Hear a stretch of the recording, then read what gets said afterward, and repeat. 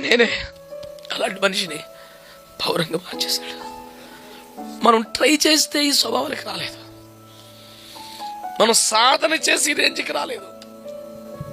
వల్ల కాదు బాబు అని కాళ్ళ మీద పడితే ఏం చేసేసాడు.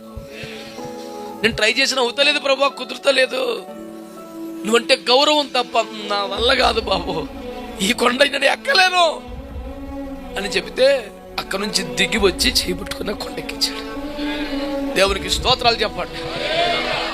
హల్లెలూయా, హల్లెలూయా. ఆయన స్వభావం బట్టి పరిశుద్ధుడో. మనం కూడా స్వభావరీత్యా పరిశుద్ధమైపోవాలి. అంతరంగ స్వభావాలు మారిపోవాలి. పార్చిన స్వభావాలను కాల్చివేసి ఒక అగ్ని అభిషేకాన్ని కోరుకోవాలి. దేవునికి స్తోత్రం కలుగును గాక. నీ సంఘమైతే నీ ఆరాధనలో, నీ ప్రార్థనలో, నీ ఉపదేశంలో దేవుని మహిమ దిగి వచ్చే పరిస్థితి లేకపోతే ఎంత వస్తుంది సార్ పరిశుద్ధత?